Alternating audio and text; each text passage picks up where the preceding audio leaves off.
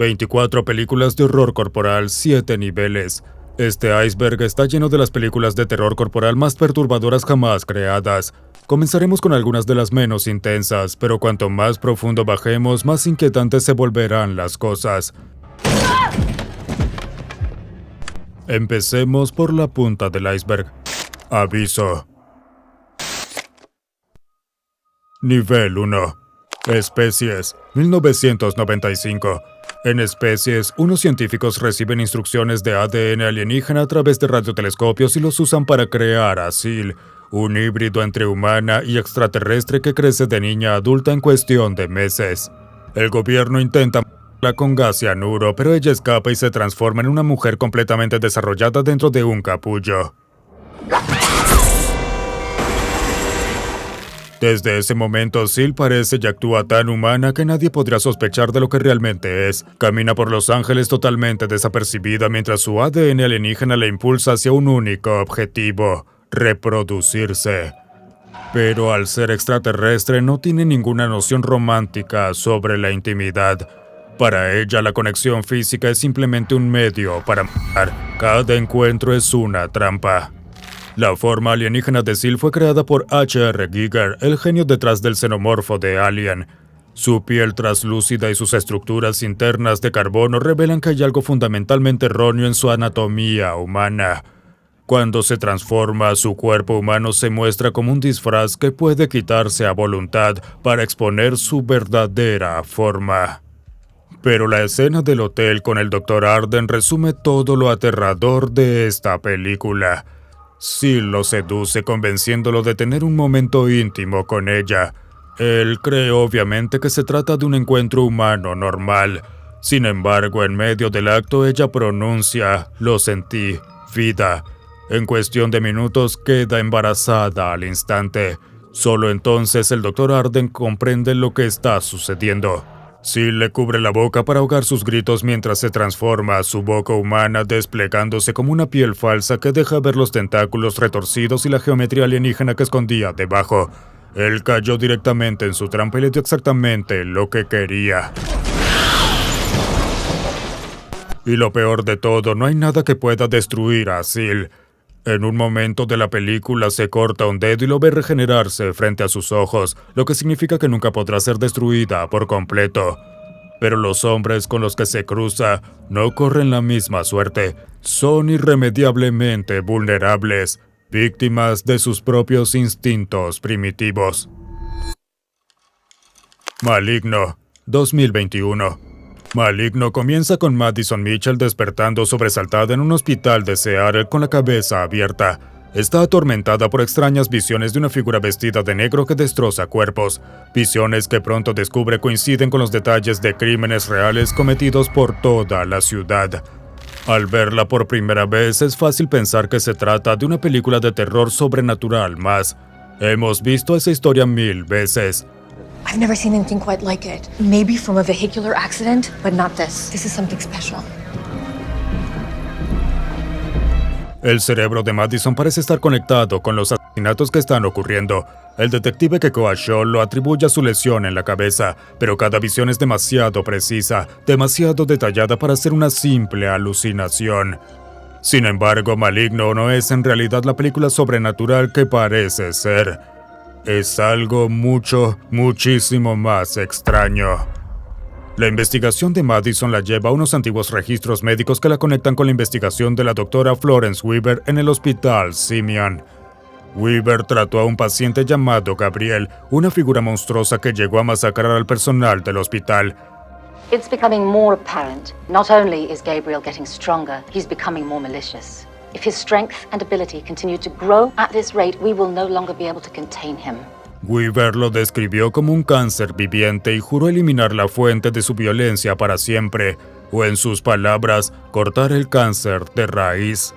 Hasta el final de la película, en el oscuro sótano del hospital, la hermana de Madison, Sidney, y un investigador encuentran grabaciones donde se revela la verdad. Gabriel era un gemelo parasitario adherido al cuerpo de Madison desde su nacimiento. What exactly is Gabriel? Gabriel is an extreme version of a teratoma, a tumor consisting of tissues, hair, teeth, muscles, bones, but more specifically in this case, it's a parasitic twin. Like a parasite, Gabriel feeds off Emily. Sus extremidades incompletas, su tejido retorcido y sus huesos deformes estaban fusionados con su columna vertebral. La cirugía logró remover su cuerpo, pero dejó restos en su cráneo. Eso significa que cada gota de sangre, cada golpe en la cabeza despierta a Gabriel. Cuando ella se lastima, él despierta y mata. Y aquí es donde la película se convierte en una auténtica locura. El cráneo de Madison se quiebra como porcelana cuando Gabriel emerge, desgarrando su piel y forzando su rostro a salir a través de su cuello. En ese instante, ella cambia por completo. Gabriel toma control total de su cuerpo, doblando sus extremidades en ángulos imposibles hasta convertirla en su marioneta deformada. A partir de ahí, atraviesa el precinto policial como una bestia imparable, destrozando puertas de acero y asesinando a todo aquel que se cruce en su camino, dejando un rastro de cuerpos a su paso, hasta que Madison reúne la fuerza suficiente para encerrarlo nuevamente en su mente, con la esperanza de que nunca vuelva a salir. El basurero de la ciudad, 1987. El basurero de la ciudad comienza cuando el dueño de una licorería en Brooklyn encuentra una caja de un licor viejo llamado Víbora pudriéndose en su sótano.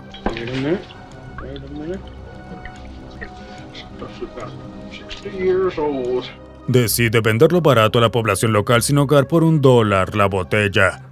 Pero la primera víctima ni siquiera alcanza a terminar su primer trago antes de que empiece la verdadera pesadilla. Paul, un hombre sin hogar, se lleva su botella de víbora a un baño portátil para beber tranquilo. En cambio, tras un solo sorbo, empieza a gritar mientras su carne se licúa desde adentro. Durante 2 minutos completos, el público lo ve derretirse hasta convertirse en una masa temblorosa de baba de colores neón que se desliza por el drenaje del inodoro, dejando solo sus botas, una mano aún sujetando la cadena del retrete y una máscara de goma flotando en el lodo azul y rosado. ¿A que no esperabas que todo comenzara con una muerte en un baño portátil? El director J. Michael Muro diseñó cada muerte para que fuera más grotesca que la anterior. Cuerpos que explotan en duchas de víboras multicolores, víctimas que se hinchan hasta cuadruplicar su tamaño antes de estallar como globos llenos de sangre, y pieles que se desprenden en tiras enteras. Uno de los personajes se infla tanto que termina detonando en una explosión espectacular que fue lograda rellenando un muñeco con Drake's Cakes, la única empresa que aceptó patrocinar la producción. No estoy seguro de su enfoque sobre el marketing. El equipo de efectos prácticos utilizó todas las técnicas posibles para crear estas nauseabundas transformaciones, convirtiendo cuerpos humanos en charcos de baba fluorescente que resultan a la vez cómicos y profundamente perturbadores. Pero lo más inquietante de Street Trash no son solo sus famosas escenas de derretimiento. La película presenta un mundo donde la violencia es entretenimiento casual, donde los personajes participan en actos tan depravados que desafían los límites de lo tolerable.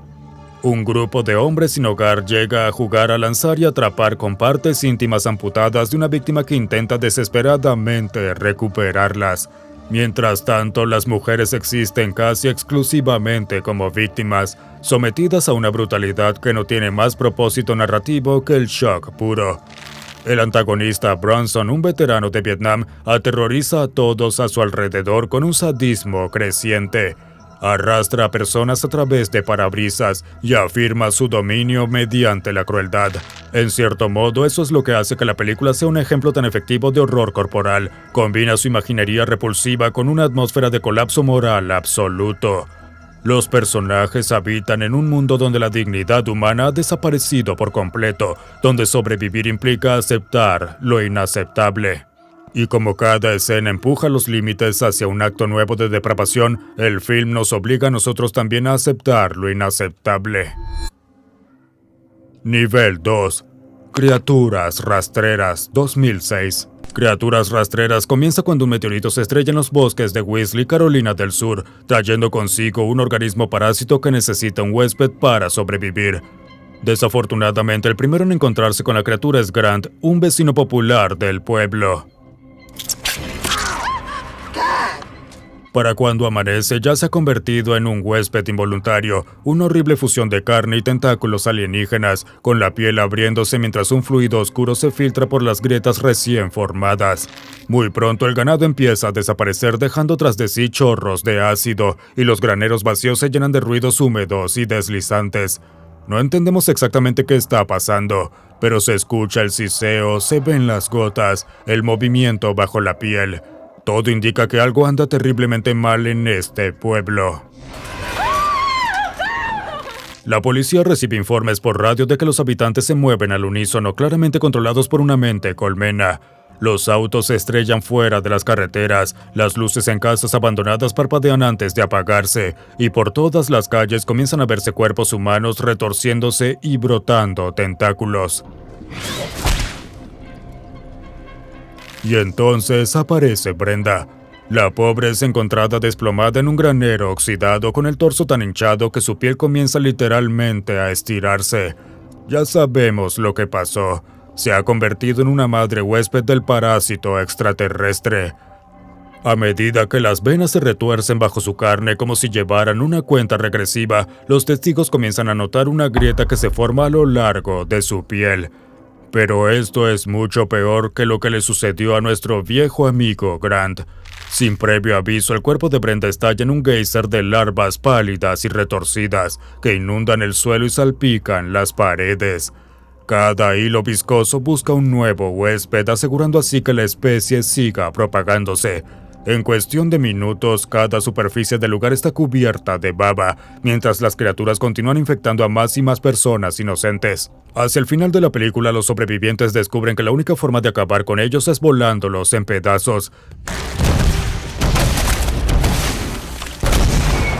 Incluso si eso significa sacrificar a uno de los suyos para evitar que el mundo entero se convierta en algo completamente inhumano. A veces hay que perder la vida para salvar a la humanidad. Telépatas, Mentes Destructoras, 1981. En Telépatas, Mentes Destructoras del maestro del terror corporal David Cronenberg, nos encontramos en un mundo donde 237 personas poseen habilidades telepáticas y telequinéticas extraordinarias. I must remind you that the scanning experience is usually a painful one. Estas personas, llamados escáneres, pueden leer mentes, controlar cuerpos e infligir daños físicos devastadores solo con el pensamiento. El protagonista, Cameron Vale, comienza como un vagabundo atormentado sin saber que su sufrimiento mental proviene de su incapacidad para controlar sus poderes. Es reclutado por CONSEC, una corporación de seguridad secreta, para rastrear a Daryl Revok, un escáner relegado que está construyendo un ejército subterráneo de otros como él. Pero esos poderes son profundamente perturbadores, retratados como un proceso invasivo que provoca migrañas intensas y hemorragias nasales en las víctimas. Los propios escáneres también sufren, abrumados por el constante bombardeo de pensamientos ajenos, incapaces de llevar una vida normal o establecer vínculos humanos reales. Lo que comienza como una misión directa pronto se convierte en una conspiración corporativa. El Dr. Rudd, mentor de Vale, oculta secretos oscuros sobre el origen de los escáneres, y Vale finalmente descubre la existencia de Biocarbon Amalgate, una farmacéutica que fabrica Ephemerol, el fármaco responsable de los nacimientos de los escáneres. Las grandes corporaciones están manipulando a estos seres poderosos para su propio beneficio.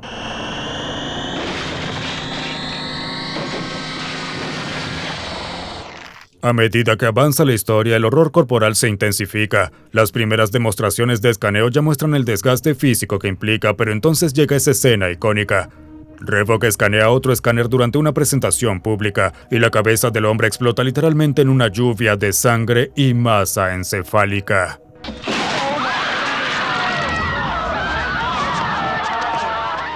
Esa escena es una de las más recordadas del cine de terror. Fue creada usando un cráneo de yeso relleno con sangre falsa y vísceras simuladas, que fue disparado desde abajo para lograr el efecto realista.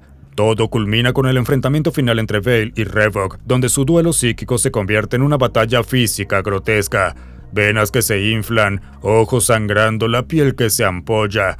Mientras tanto, el espectador entiende que, al final, las corporaciones seguirán ganando, manipulando a los poderosos y destruyendo a los vulnerables para su propio interés.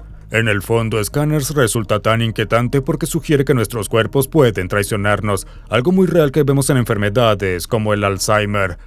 La habilidad de Scanners simboliza tanto el poder como la fragilidad.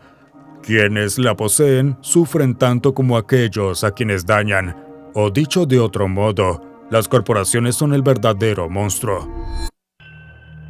The Incredible Melting Man, 1977. Incredible Melting Man cuenta la historia del astronauta Steve West, quien regresa de una misión a Saturno después de haber estado expuesto a radiación cósmica durante una erupción solar. La película abre con Steve contemplando el Sol a través de los anillos de Saturno, antes de que la radiación lo alcance, desencadenando la horrible transformación que seguirá. Al despertar en una cama de hospital, Steve descubre que su cuerpo comienza a licuarse lentamente, con la piel ampollada y agrietada por los efectos del envenenamiento por radiación. Pero el verdadero horror comienza cuando Steve se arranca las vendas y ve su rostro desfigurado reflejado en el espejo. La pura desesperación y rabia lo invaden al comprender lo que le está ocurriendo. La enfermera que lo encuentra huye aterrada, atravesando incluso una puerta de vidrio en su intento por escapar del horror de su existencia. Steve logra escapar hacia los bosques cercanos, mientras su condición empeora a un ritmo alarmante.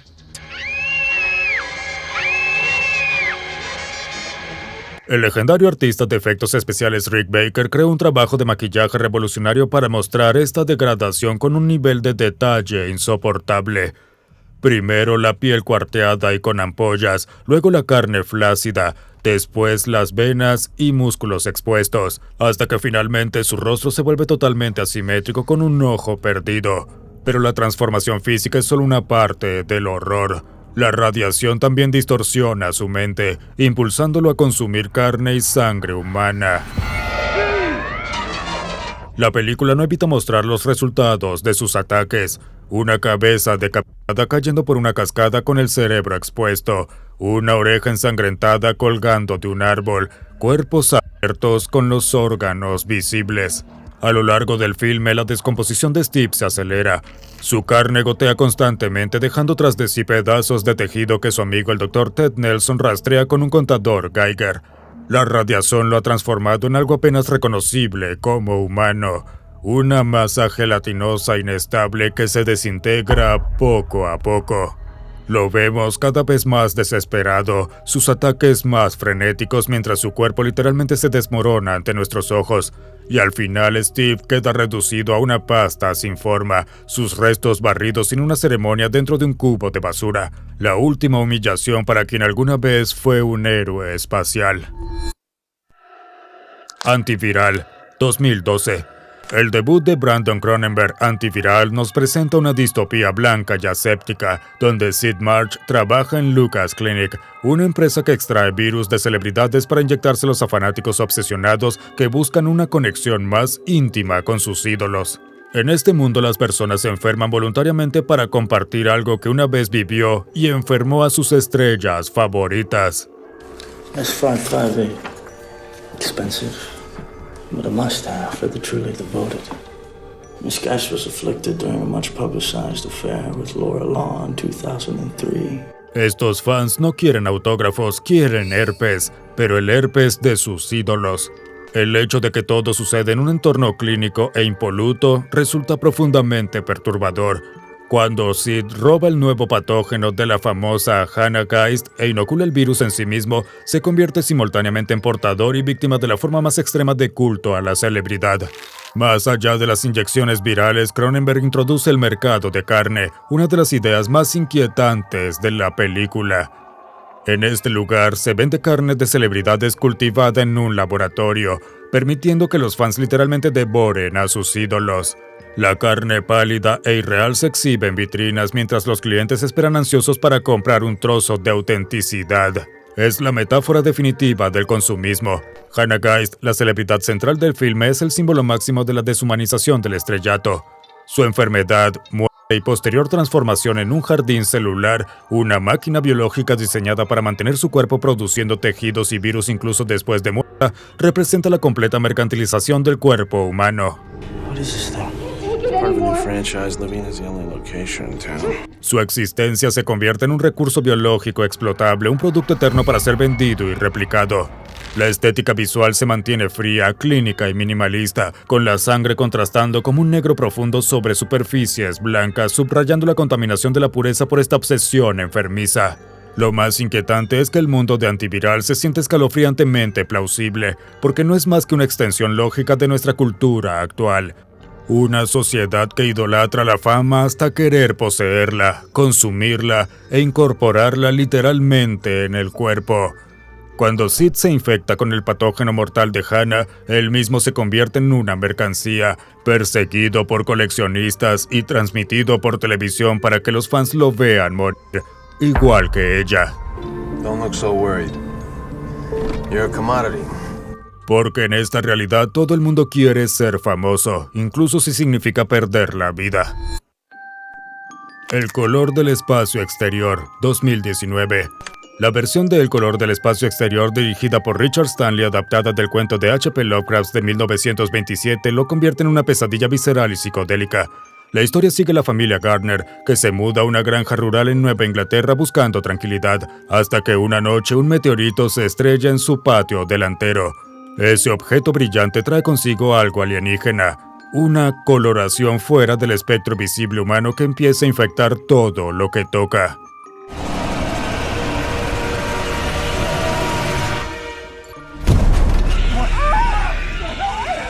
Ese color, representado como un tono magenta violento, irreal y radiante, comienza a corromper lentamente el entorno. La vegetación crece de forma descomunal pero sabe horrible. El agua adquiere un brillo aceitoso, y el tiempo mismo empieza a distorsionarse alrededor de la propiedad. El espectador asiste impotente a la forma en que esta fuerza cósmica va desmantelando la realidad paso a paso, mientras la sensación de fatalidad inevitable se intensifica. Nathan Gardner, interpretado con la habitual intensidad desquiciada de Nicolas Cage, empieza a mostrar un comportamiento errático, mientras su esposa Teresa sufre un accidente espantoso en la cocina, cortándose 2 dedos sin darse cuenta. Su hijo menor, Jack, comienza a comunicarse con una presencia invisible cerca del pozo familiar. Ya desde ahí las señales son claras, algo está mal, pero lo peor está por venir. En un momento clave, Teresa y Jack se fusionan físicamente por efecto del color alienígena. Esta escena marca el punto máximo del horror corporal en la película. Madre e hijos convertidos en una sola masa retorcida, temblorosa y sin forma. Un cuerpo grisáceo que emite gemidos y repite, «Oh Dios mío», al darse cuenta de lo que les ha ocurrido.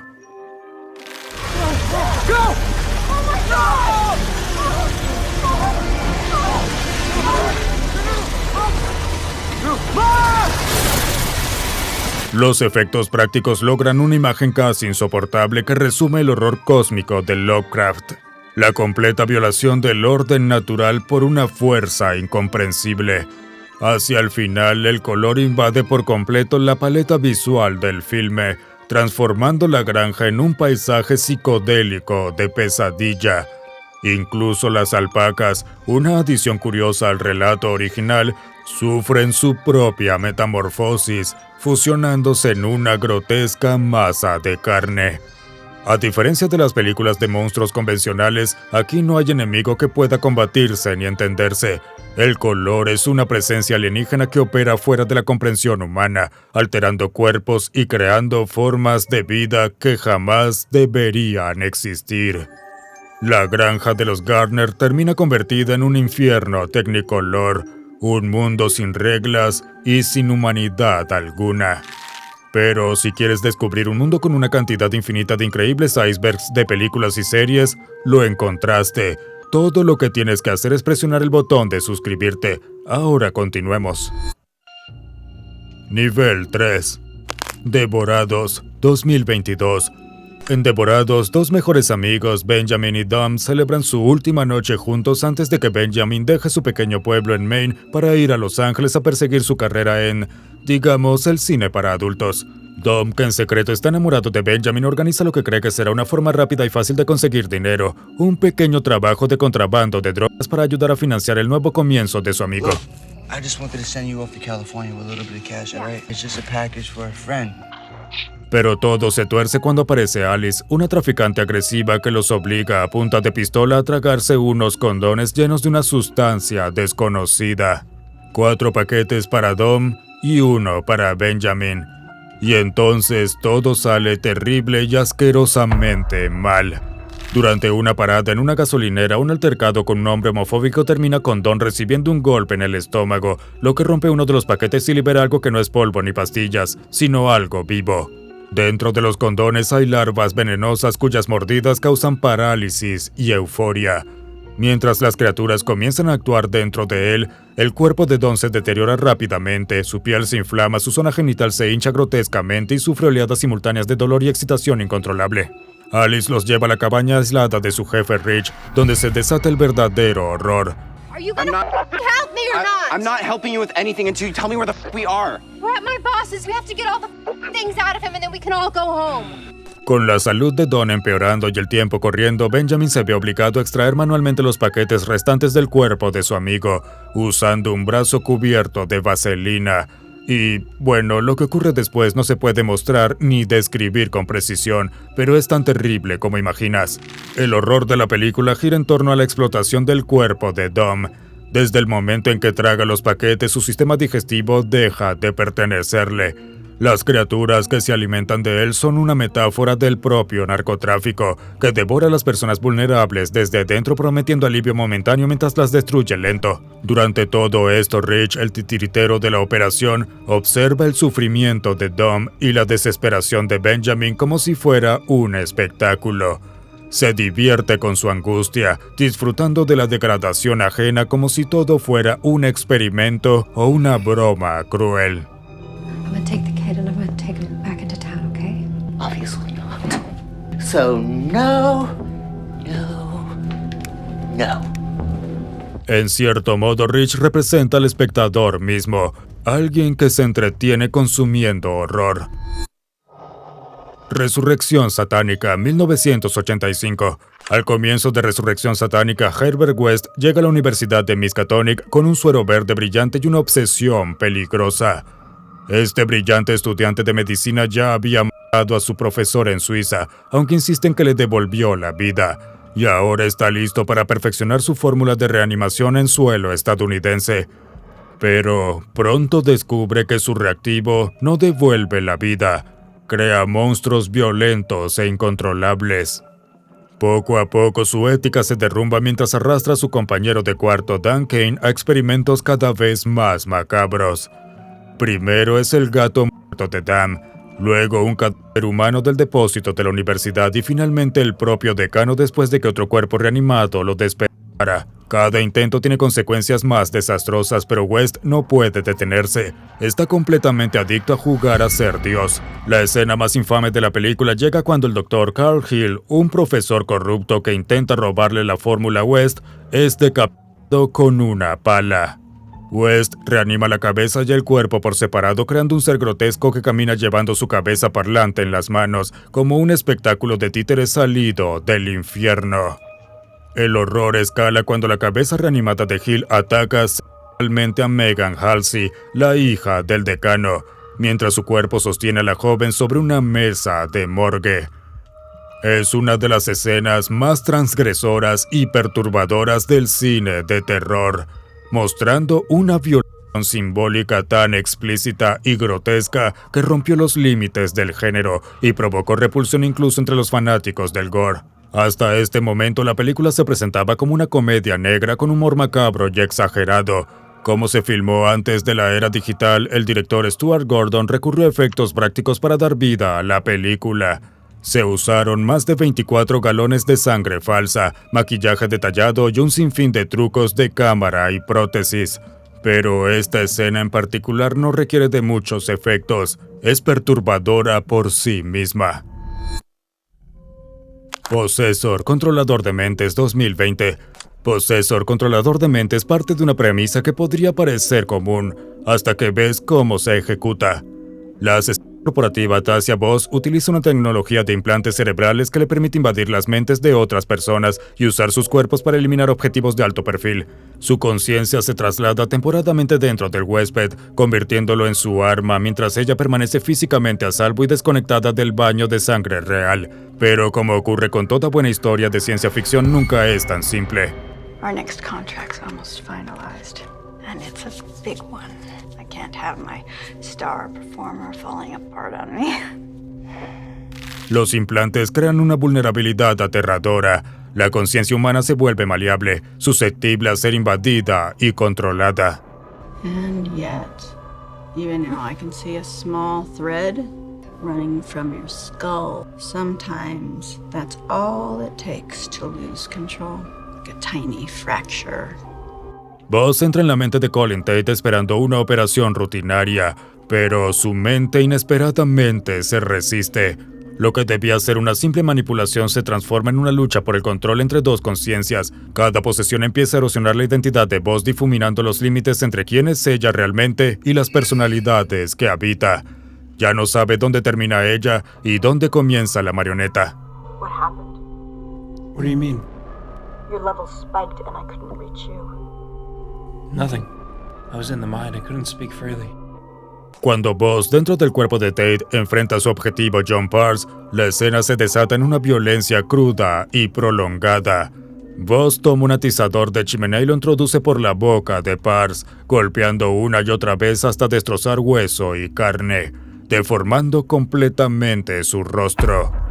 Esta secuencia se extiende mucho más de lo que el espectador espera, obligándonos a mirar lo que no queremos, y es exactamente el propósito.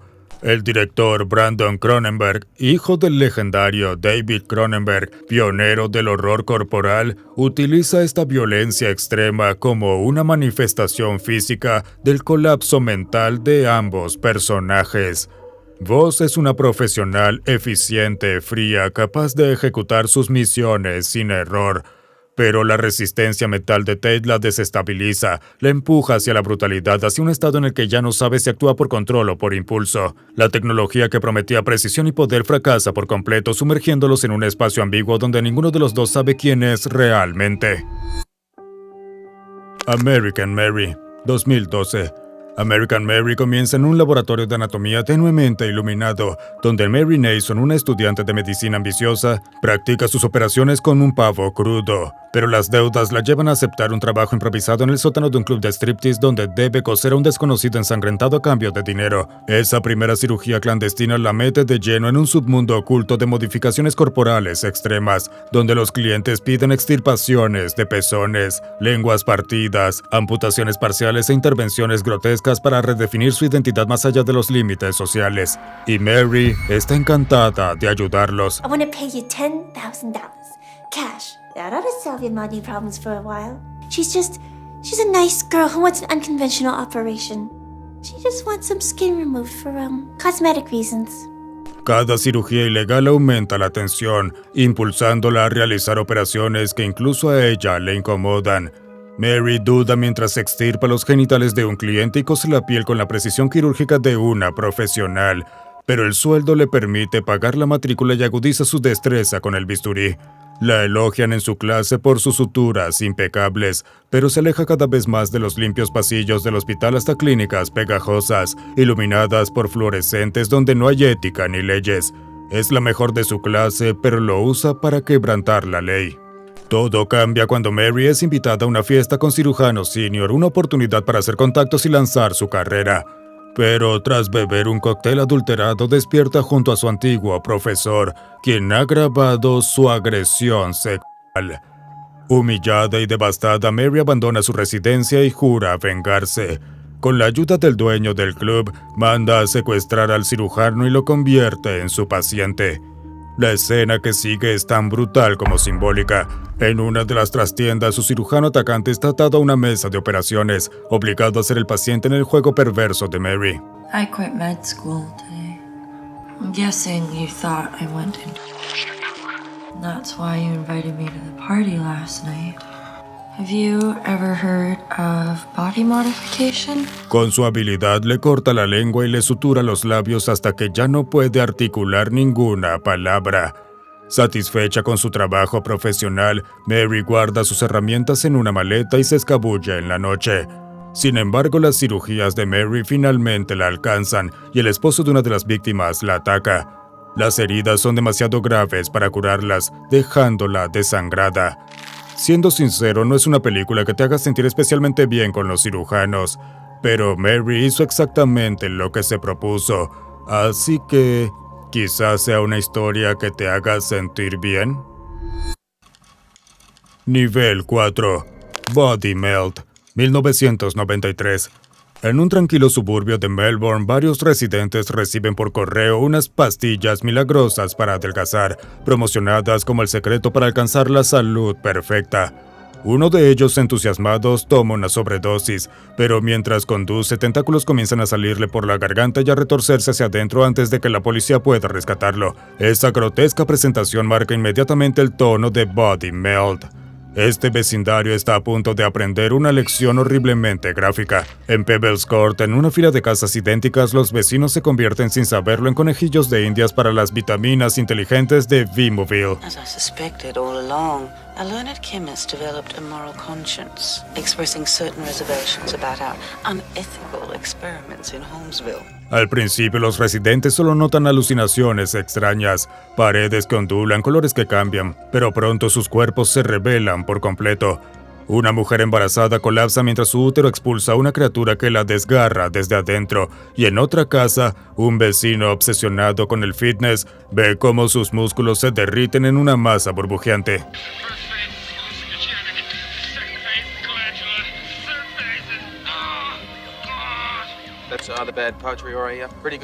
En una sociedad obsesionada con la imagen corporal y las modas de salud, la película resulta especialmente incómoda. Los habitantes de Pebbles Court están dispuestos a consumir cualquier cosa con tal de verse delgados y perfectos.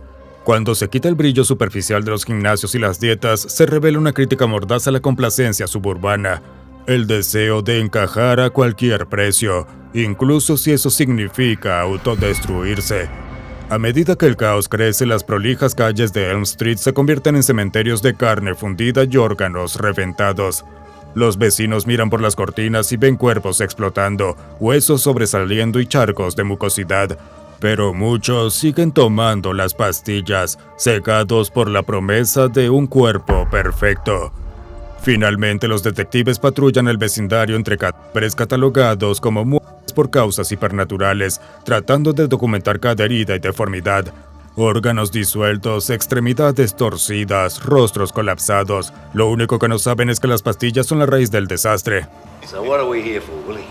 Well, the cell walls of my stomach have been eaten away by something corrosive, but they're not like anything I've ever seen before. El horror corporal aquí funciona como una advertencia grotesca. Detrás del marketing de la salud perfecta se esconde la misma podredumbre que intenta disimular. El precio de la fama, 2014. El precio de la fama comienza con Sarah Walker, una actriz frustrada que intenta abrirse camino en Hollywood mientras trabaja en un local de comida rápida. Viendo cómo sus amigos se burlan de sus aspiraciones y le roban las pocas oportunidades que tiene, logra una audición con Astreus Pictures, una misteriosa productora que promete fama y éxito absoluto si está dispuesta a abrirse y someterse a sus exigencias.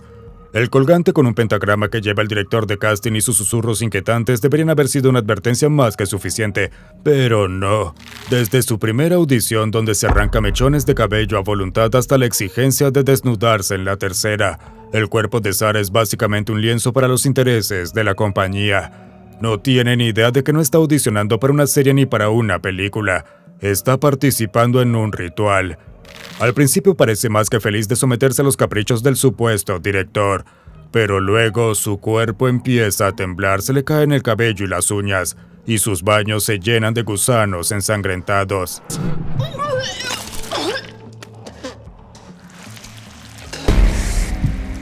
Sufre tanto dolor al contorsionarse que empieza a parecer cada vez menos humana y más como el huésped de algo diferente. La tensión no para de crecer hasta que Sarah, ahora sin cabello y con los ojos hundidos, confronta a Erin en una cocina abarrotada por besar a su compañera de piso por quien siente algo. Pero cuando Erin ve en que se ha convertido Sarah, pierde los estribos de repente y empieza a apuñalarla violentamente.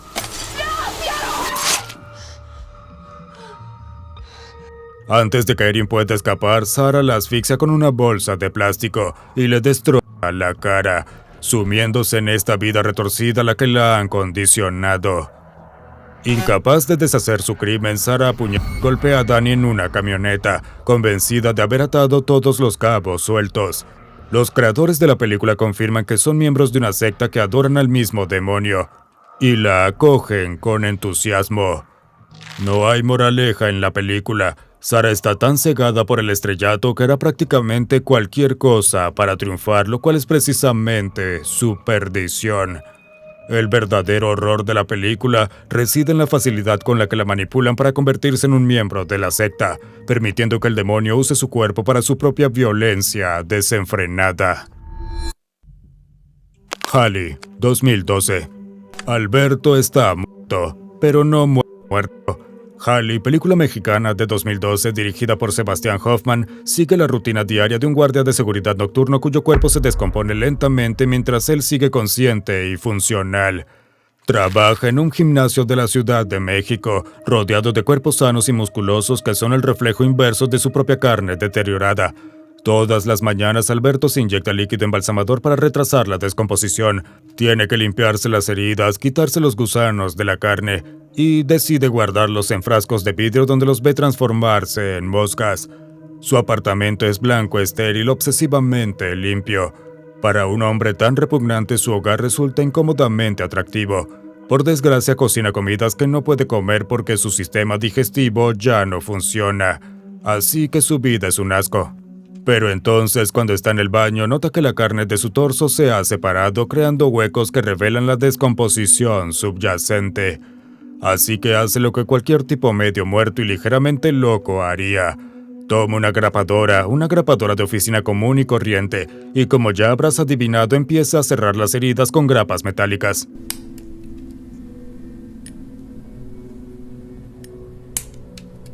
Lo hace todos los días, parte de su rutina matutina, como cepillarse los dientes, solo que literalmente mantiene unido su cuerpo en descomposición con material de oficina. No es el tipo de promoción para tu engrapadora que quieres o necesitas. Su condición lo aísla por completo, ya que el maquillaje y el perfume ya no pueden disimular lo que le sucede. Le dice a su jefa Luli que debe renunciar, pero ella lo convence de quedarse una semana más. Bueno, dame una semana, ¿no? La película lo sigue mientras se tambalea por las calles como un muerto viviente, hasta que finalmente se desploma y es llevado a una morgue donde se hace amigo de un cuidador que asume que pertenece allí. La película nunca explica la causa de la condición de Alberto, simplemente existe en este mundo y nadie lo cuestiona, lo que hace que el horror sea aún más inquietante porque no hay un origen claro ni cura. Su cuerpo continúa su marcha implacable hacia la descomposición total mientras su mente permanece atrapada en su interior, plenamente consciente de cada etapa de la descomposición y simplemente sobreviviendo. Nivel 5. La piel que habito, 2011. La piel que habito de Pedro Almodóvar nos presenta al Dr. Robert Ledgar, un brillante cirujano plástico que mantiene cautiva en su aislada finca a una misteriosa mujer llamada Vera. Vera es una paciente obligada a usar un traje color carne mientras está confinada en una habitación cerrada bajo vigilancia constante.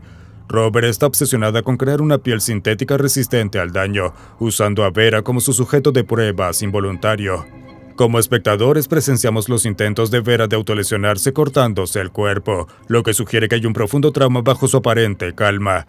La relación entre captor y cautivo se vuelve cada vez más compleja cuando Marilia, la sirvienta de Robert, revela detalles crípticos sobre su historia compartida. Y entonces Seca, el hijo de Marilia, llega inesperadamente vestido de tigre por alguna razón. Confunde a Vera con Gal, la difunta esposa de Robert. Esta intrusión desencadena una violenta confrontación que insinúa conexiones más profundas entre todos los personajes que hemos conocido hasta ahora. Si creen que estoy siendo vago y críptico, tienen razón. Pero es aquí, a través de flashbacks cuidadosamente colocados, que la narración comienza a revelar sus secretos más inquietantes. Porque Vera no es quien parece ser. Vera era Vicente, un joven que tuvo un encuentro con Norma, la hija de Robert, en una boda. No es correcta. Me llamo Vicente. Yo, Norma. Tras este incidente que provocó el colapso psicológico de Norma y su posterior muerte, Robert secuestró a Vicente como venganza y lo sometió a una cirugía de transformación de género forzada, remodelando todo su cuerpo contra su voluntad. Esta revelación recontextualiza todo lo que hemos presenciado. Robert ha borrado por completo la identidad de Vicente, moldeándolo en una réplica física de su difunta esposa. El traje que usa Vera representa una segunda piel que la aprisiona aún más en un cuerpo que ella nunca eligió. El horror corporal de la película no es sobrenatural ni sangriento, es el acto físico de ser transformado sin consentimiento. El acto final muestra la sumisión calculada de Vera mientras se gana la confianza de Robert mientras planea su escape. Su creación artística con vestidos destruidos se convierte en un acto de desafío a su identidad impuesta. La perturbadora dinámica de poder culmina con Vera recuperando su autonomía mediante la violencia, liberándose finalmente del cautiverio y regresando a su vida anterior, aunque obviamente cambiada drásticamente. Hellraiser, 1987. El icónico debut como director de Clive Barker, Hellraiser comienza con Frank Cotton, un hedonista buscador de emociones que compra una misteriosa caja de rompecabezas, pero esta antigüedad es la configuración del lamento, una puerta a dimensiones donde el dolor y el placer se funden en algo indescriptible. Frank resuelve el rompecabezas en su ático vacío y unas cadenas con ganchos emergen de la nada, destrozando su cuerpo pieza a pieza. Tras su fallecimiento, la habitación se reinicia dejando solo manchas de sangre impregnadas en el suelo. Meses después, Larry, el hermano de Frank, se muda a la misma casa con su segunda esposa, Julia, sin saber que Julia había tenido una aventura con Frank antes de casarse.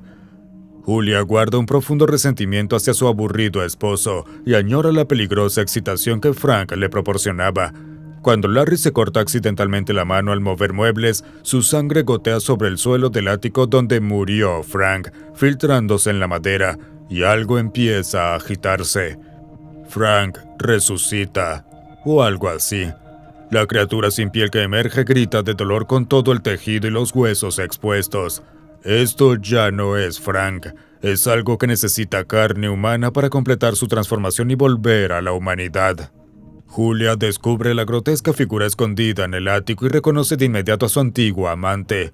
Frank explica que usó la caja de rompecabezas buscando placeres carnales, pero se encontró con seres extradimensionales llamados cenobitas que lo sometieron a experiencias sadomasoquistas extremas.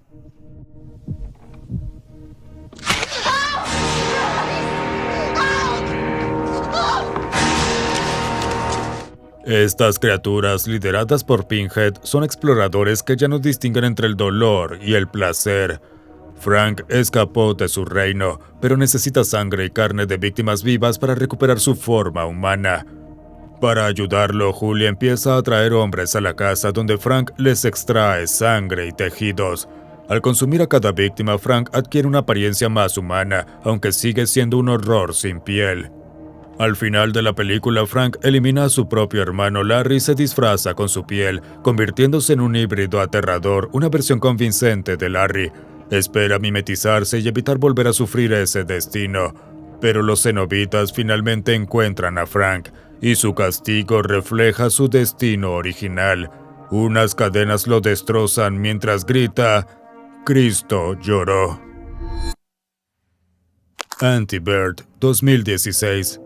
Anti-Bird se desarrolla en un desolado pueblo de Michigan donde Lou, una fumadora empedernida y fiestera, vive en una caravana destartalada y se pasa el día emborrachándose con cualquier sustancia que encuentre.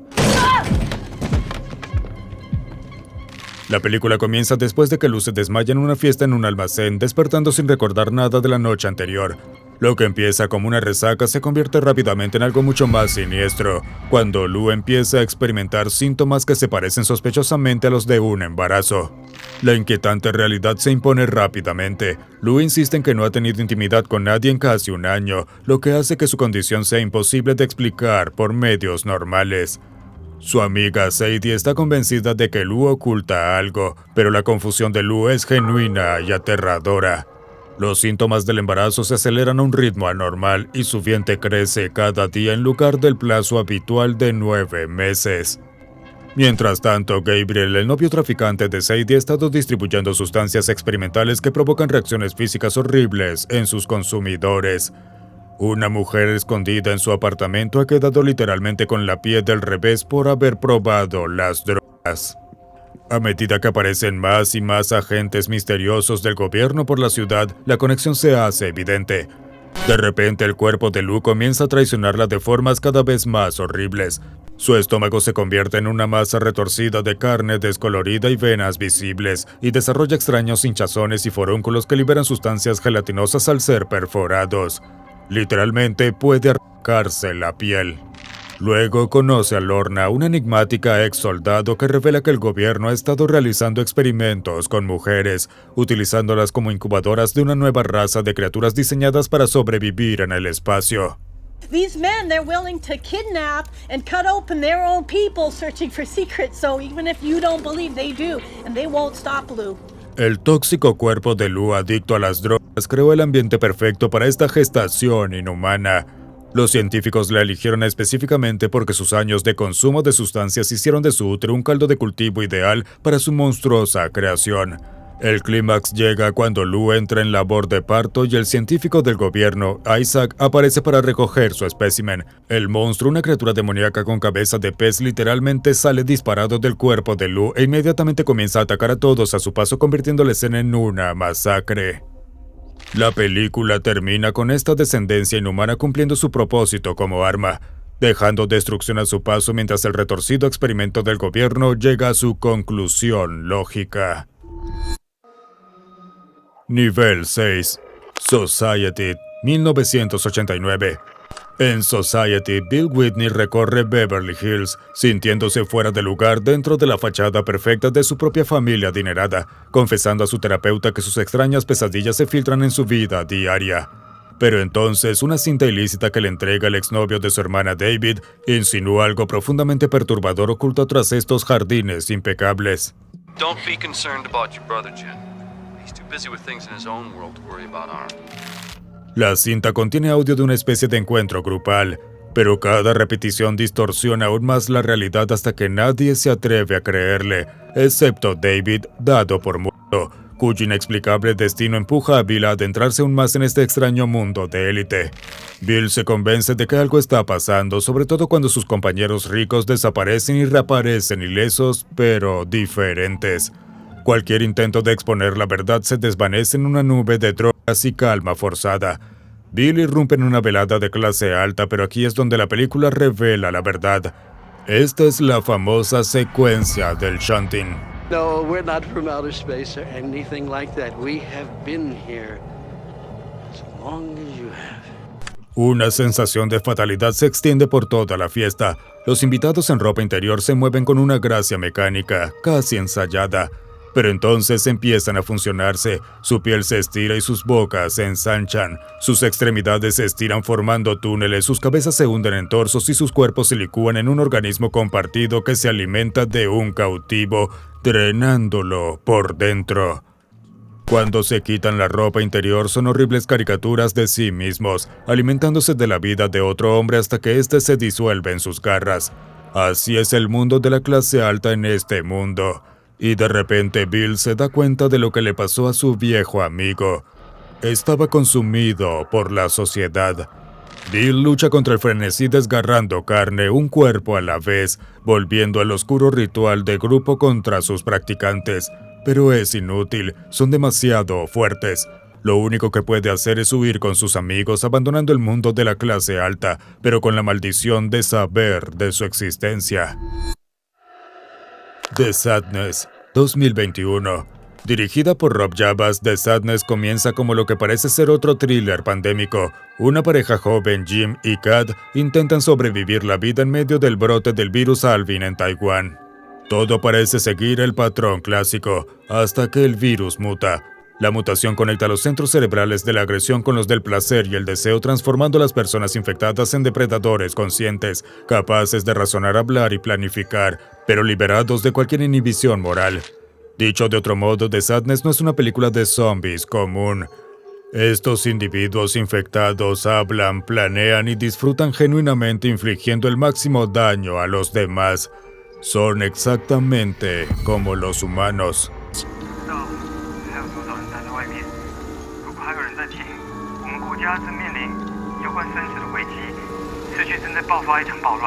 The Sadness se esfuerza por colocar la cámara firmemente en su lugar y mostrarlo todo. El equipo de efectos especiales dedicó 3 meses a crear órganos artificiales y cabezas protésicas diseñadas específicamente para ser destruidas en cámara. El resultado es una escena sangrienta que parece inquietantemente real, con sangre salpicando en cantidades que parecen imposibles de contener para los cuerpos humanos, porque lo son, pero es una película. El personaje del empresario se convierte en la personificación de la crueldad calculada en la película. Al infectarse en un tren, persigue a Kat con total determinación.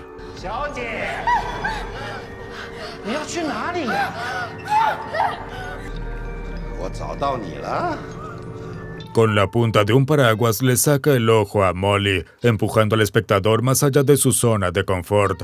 Es brutal y repugnante, pero ya no existen restricciones sociales en este mundo. Lo que hace que The Sadness sea una experiencia particularmente perturbadora es cómo los infectados conservan su personalidad mientras pierden sus inhibiciones. Anuncian sus sádicas y retorcidas intenciones a las víctimas describiendo con detalle lo que planean hacer, creando una dimensión psicológica que la violencia pura no podría lograr. 这450万名感染者目前在全国四处乱窜，都只是对这些人的行为最保守的形容。 Los infectados lloran mientras cometen estas atrocidades, conscientes de sus actos pero incapaces de detenerse. La película dura solo 99 minutos, lo que significa que el ritmo es implacable. No hay tiempo para recuperarse entre secuencias cada vez más extremas. Cada vez que crees haber visto lo peor, introducen algo más depravado. Las escenas del hospital muestran particularmente esta escalada, con individuos infectados participando en actos tan extremos que incluso los fanáticos del terror más experimentados describieron apartar la vista de la pantalla. YouTube ni siquiera nos permite describir gran parte de ello, así que tengan cuidado. Nivel 7. Taxidermia, 2006. Seré sincero. Taxidermia de György Palfi es quizás la película de terror corporal más visceralmente perturbadora jamás creada. Es en serio. Esta película húngara presenta 3 historias que siguen a 3 generaciones de hombres, cada una encarnando el cambiante panorama sociopolítico de Hungría a través de transformaciones físicas que desafían el cine convencional. Bueno, no suena tan perturbador, pero créanme, lo es. La película comienza en la Segunda Guerra Mundial con Vendel Morozgavanyi, una ordenanza de un remoto puesto militar que descubre que puede producir fuego con una parte específica de su cuerpo durante momentos de intenso placer físico. Alázatosan jelentem a tűztől, mely az udvar kelet-délkelet irányban található, úgynevezett tűzrakóhelyén kell létesíteni. Su obsesión por la forma femenina lo lleva a tener encuentros prohibidos con la esposa de su teniente, pero al despertar, descubre que acaba de tener un encuentro muy íntimo con un cerdo sacrificado. Sí, me escuchaste. Morozgavanyi es descubierto en el granero y ejecutado de inmediato. Su teniente decide criar al hijo que Morozgavanyi tuvo con su esposa, un niño, por cierto, que nace con cola de cerdo. Esta descendencia, Kalman Balatoni, se convierte en un campeón de la comida rápida durante la era comunista húngara. Participa en competiciones de comida patrocinadas por el Estado, donde los concursantes se atiborran de comida antes de que, digamos, la expulsen en cubos comunes. El enorme físico de Kalman representa los excesos de la época soviética. Su cuerpo crece hasta alcanzar proporciones demenciales al casarse con otra comensal competitiva. Su hijo, Lajos,ka, resulta ser un taxidermista delgadísimo en la Hungría postcomunista. A diferencia de sus antepasados, es físicamente diminuto y cuida de su padre ahora monstruosamente obeso que lo consume todo, incluido envoltorios, mientras entrena a los gatos para que se excedan. Hogy mit mondtál? Papa! Vegyed már észre, hogy én szégyellem magam miattad! Egész életemben más se csináltam, csak téged. Minek jössz? Neked de letegél szívességet! La película culmina con el acto más perturbador de Lajos,ka, un procedimiento de autoconservación que lleva el horror corporal a extremos francamente sin precedentes. Construye un elaborado aparato mecánico con engranajes, ruedas y arneses que le permite disecarse a sí mismo en vida. La máquina mantiene su circulación mientras extrae cuidadosamente los órganos internos, reemplazándolos con relleno y conservantes, y lo vemos todo. Esta transformación final representa la máxima mercantilización del cuerpo en el capitalismo moderno, La autotaxidermia de la Yoska crea una obra de arte preservada a partir de su propia carne, un cascarón vacío desprovisto de las confusas realidades biológicas que definieron a sus antepasados. El viaje final de la cámara se adentra en su ombligo y en las profundidades de su cuerpo preservado, terminando en la oscuridad. Una metáfora visceral del viaje histórico de Hungría, o algo por el estilo. He had dissembled himself. The machine kept him in life, and that was what destroyed him, then brought him to life again. Polfi realmente considera que esta película es un comentario sobre el capitalismo húngaro, pero eres tú quien debe decidir si es verdad o no. Pero lo que no se puede negar es que es realmente horrible. Si todavía tienes ganas de más contenido de cine y televisión perturbadores, ¿por qué no miras este video sobre las películas más perturbadoras de los 90?